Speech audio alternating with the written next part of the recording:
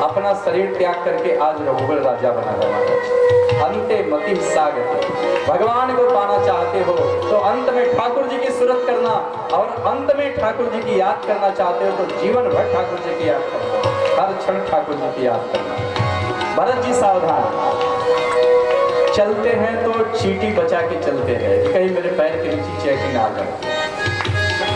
सेवकों ने बुलाया, सुनो चलो राजा की पालकी को। लग गए, कहार की जगह लग गए। सावधान है ना, धरती पर पग रखने के पहले विचार करते हैं, सोचते हैं, उसके बाद हर कदम पर सावधान है साधक। और कहते हैं बार बार पालकी डगमगा जाती है। एक बार, दो बार, तीन बार हुआ, रघुगण को क्रोध आ गया, रघुगण भड़क गया। अरे कहता ये कौन है दुष्ट, क्या ये जीता मर गया? पालकी का भार सहन नहीं हो रहा, इससे होया नहीं जा रहा। घूम कर देखा तो भरत जी काफी हिष्ट पुष्ट मोटे तगड़े महाराज, आनंदित प्रसन्नचित साधु। कहते देखने में तो मोटा है, स्वस्थ है, क्या तेरे शरीर में ताकत नहीं है? समझ ले, दंड देने में यमराज के बाद मेरा दूसरा नंबर है। अगर इस बार कुछ गड़बड़ किया भयंकर दंड दूंगा। भरत जी को सब याद है, पूर्व जन्म की बातें। भरत जी रुक गए। भरत जी ने सोचा संसार क्या कहेगा। जिस व्यक्ति को भरत जैसे संत ने अपने कंधे पर उठाया हो, उसकी दुर्गति हो गई। इसके कल्याण के लिए मुझे बोलना होगा। कहते हैं राजन, आपने सच कहा।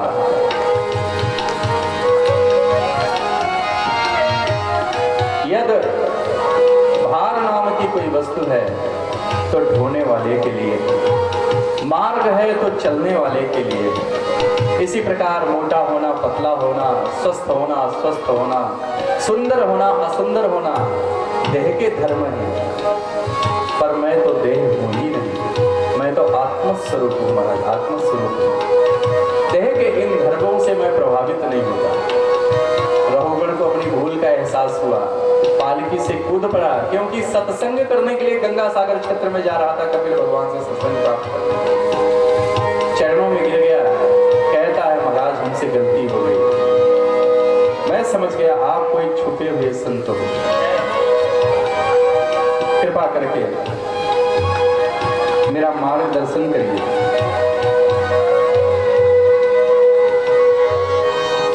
बहुत सुंदर रघुवर को उपदेशित किए गए।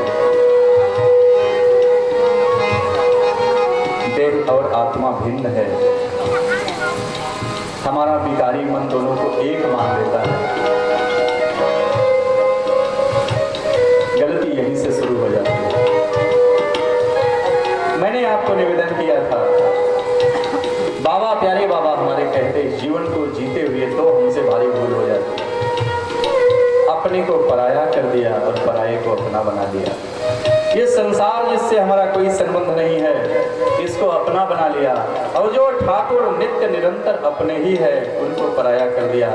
यही भूल सुधार ले, बस काम बन जाएगा, हमारा भजन पूर्ण हो जाएगा। बहुत सुंदर उपदेशित करते हैं राजन, अगर ऊर्ध्वगमन करना है, प्रकाश मार्गी बनना है तो हर क्षण सावधान रहना सीख लो।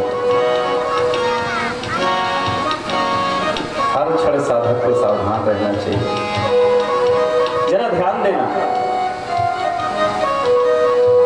संसार में कैसे रहना चाहिए। देखो, नौका की भांति रहना चाहिए। नाव पानी में रहता है, रहती है, कोई क्षति नहीं, खूब बनी रहे महाराज, नाव की कोई हानि नहीं। किंतु अगर नाव में पानी आ गया तो नाव को डूबना ही है। ऐसे ही संसार में रहो, किंतु संसार को अपने भीतर मत रखो, भीतर मत रखो। भीतर तो केवल और केवल भगवान को ही रखो, श्री राधा रानी को ही रखो। कहते हैं रघुगण लाख जप करो, तप करो, यज्ञ करो, दान दो, देवोपासना करो, जब तक संतों की, महत्पुरुषों की चरण धूलि से स्नान नहीं करोगे तब तक परमात्म ज्ञान नहीं हो सकता, नहीं हो सकता, नहीं हो सकता। फिर बहुत सुंदर भवाटवी का वर्णन करते हैं, उसका स्पष्टीकरण देते हैं। संक्षेप में आपको बताता चलो। कहते हैं जीव अर्थात हम सब एक व्यापारी की भांति है। हमारे पास एक बहुत बेशकीमती रत्न है, लेकिन यह व्यापारी सुख दुख रूपी धन में आसक्त होकर संसार रूपी जंगल में आ पहुंचा है। इस संसार रूपी जंगल में मन सहित 5 इंद्रियां ही डाकू के समान निवास करते हैं, जो हमको बार बार लूटते हैं। भयंकर अंधकार व्याप्त है, विषय वासना रूपी दलदल भी है। यहाँ इस संसार रूपी वन में स्त्री पुत्र कुटुंब जन स्वजन भेड़िए गीदड़ और मच्छर की भांति है, जो बार बार हमको पीड़ित करते हैं, दुखी करते हैं, हमारा शोषण करते हैं। सुनने में गृहस्थ व्यक्ति को बात थोड़ी ठीक नहीं जचेगी, लेकिन सच्चाई यही है महाराज।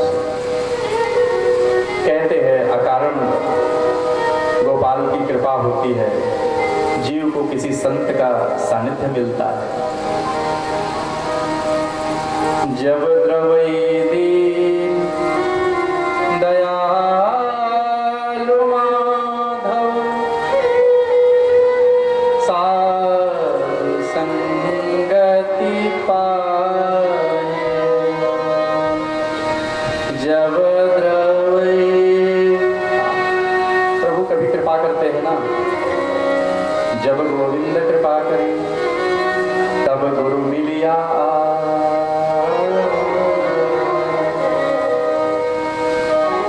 देखिए भगवान कृपा करते हैं तो कोई संत मिलता है, एक अद्भुत परिपाटी है, रीति है भजन मार्ग की। जब भगवान की कृपा होगी तो संत मिलेंगे, और जब संत की कृपा होगी तो भगवान। क्या बात।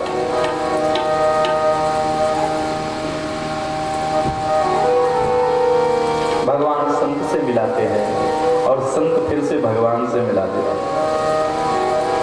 उधर ही विमल विलोचन ही मीटे दोष दुख भव रजनी के,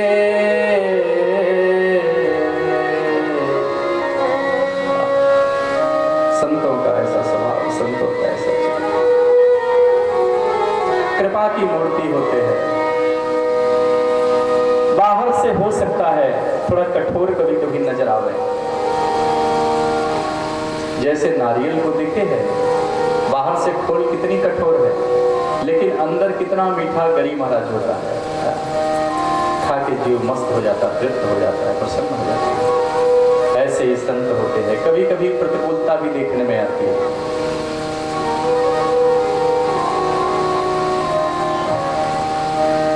राम सुखदास जी से, परम श्रद्धेय राम सुखदास जी से किसी ने पूछा, महाराज ये बताएं, इतनी ऊंची स्थिति है, साक्षात ठाकुर जी का दर्शन प्राप्त करते, लीला रस में डूबते हैं, और कभी कभी ऐसा क्रोध करते हैं कोई कोई संत, गाली देने लगते हैं, डंडा फेंक के मार देते हैं, कैसे कैसे व्यवहार करते हैं, ऐसा क्यों? राम सुखदास जी ने बहुत सुंदर उत्तर दिया। कहते हैं जैसे माली सुंदर सुंदर फूल लगाता है ना, तो किनारे किनारे कांटे वाली झाड़ी लगा देता है कि कोई व्यक्ति उसमें घुसकर हमारे फूल के वृक्ष को, फूल को नष्ट न करे। ऐसे ही साधु अपने भजन की रक्षा के लिए थोड़ा सा कठोर स्वभाव कभी कभी धारण करते हैं। हमारे ब्रज के एक बहुत सुंदर संत हुए, बहुत समर्थ संत हुए, साक्षात श्री राधा माधव की कृपा प्राप्त, बारंबार दर्शन लीला रस में प्रवेश करते हैं। बहुत प्यारे संत काठिया बाबा,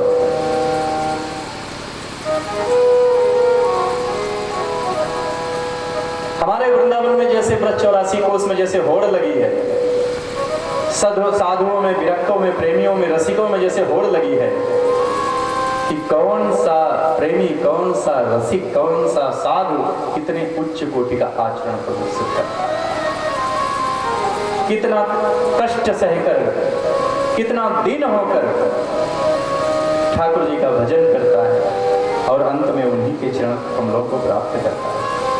कहते काठिया बाबा स्वभाव से थोड़े उग्र,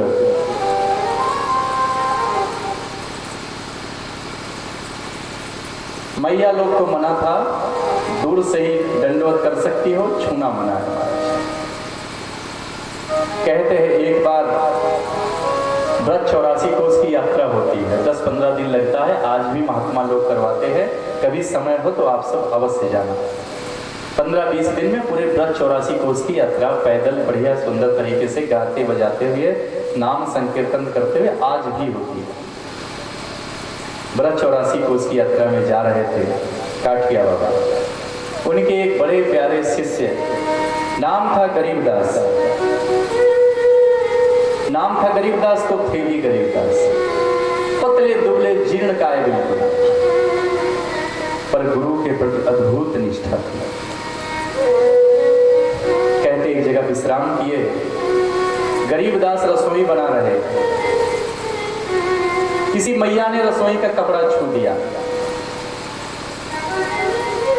बाबा ने देख लिया, नाराज हो गए, बहुत गाली देने लगे गरीबदास को, अभी भी मन नहीं भरा, सारा भोज्य पदार्थ फेंक दिया उसने, अभी भी मन नहीं भरा, क्रोध इतना, गरीबदास को पीटने लगे। कैसी लीला करते हैं, गरीबदास पीट रहे, शिकायत नहीं है, गुरुजी हमें क्यों प्रताड़ित कर रहे हैं, ये शिकायत नहीं है, मन में केवल एक चिंतन है, ये हमारे गौड़ी वैष्णव परंपरा से प्राप्त चिंतन कितना सुंदर है। गरीबदास सोचते हैं आज मुझ दुष्ट के कारण मेरे गुरुजी को कष्ट उठाना पड़ा, गलती अपनी कुछ भी नहीं है। वैष्णव तो वही है जो दोष देखना हो तो अपने में देखे और गुण देखना हो तो सामने वाले में देखे,